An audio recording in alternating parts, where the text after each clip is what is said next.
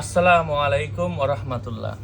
আজকে আমি একটা মিষ্টির আইটেম বানানো শিখাবো। মিষ্টি এক জায়গা থেকে আমাকে কিছু দুধ হাদিয়া দেওয়া হয়েছে। উনি দুধ থেকে আনার কারণে দুধগুলা জমে গেছে, 10 কেজি দুধ।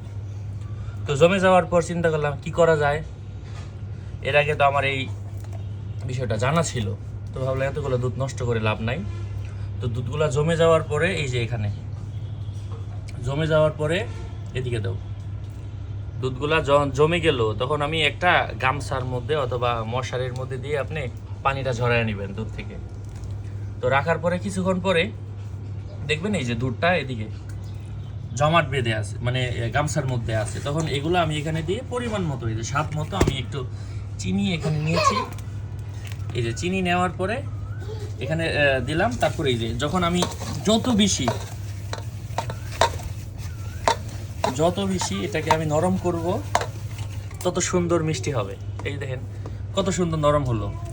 তারপরে এই যে এখন দেখো মিষ্টি, এই যে নরমগুলা আমি এই যে দিচ্ছি, এবং এইদিকে এই নিচে দেখাও, এই যে আমার আম্মা হাত দিয়ে মিষ্টিগুলো তৈরি করছে।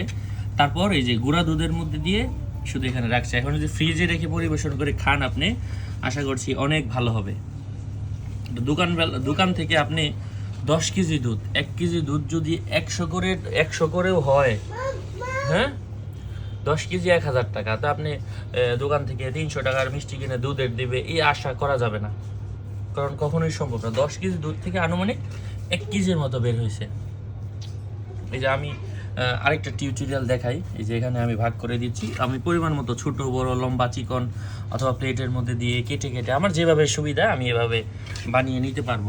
এটা আমি আবার একটু আপনাদেরকে মানে ডোটা নরম করে দেখাচ্ছি কিভাবে করতে হবে।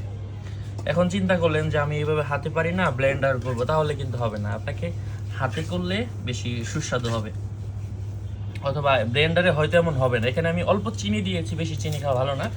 এখান থেকে যে ছানাটা নিলাম, তারপর এই যে এখন কিন্তু কেমন আলাদা আলাদা। যখন আমি হাতে এভাবে নরম করব, তখন কিন্তু একটা পর্যায়ে এই যে এমন ক্রিমের মতো হয়ে যায়। এই যে দেখেন, এই যে টিকটিকের এই যে নিচেরগুলো আমি যেখানে দিচ্ছি, এই যে এতটুকুই এই যে সুন্দর ক্রিমের মতো হয়ে গেছে। যত বেশি ডলা দিব তত সুন্দর এবং দ্রুত হবে।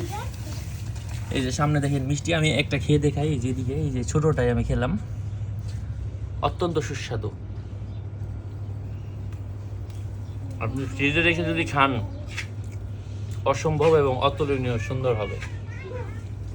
যাই হোক, আপনারাও বাড়িতে যদি দুধ নষ্ট হয়ে যায়, এভাবে আপনি কাজে লাগাবেন, ফেলে দিবেন না।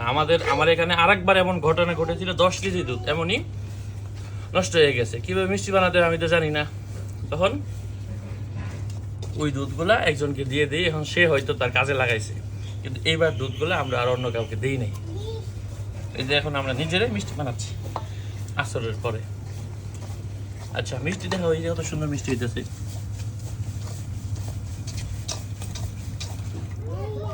আর যারা সুগার ফ্রি খান, তারাও এভাবে চিনি ছাড়া খেতে পারেন।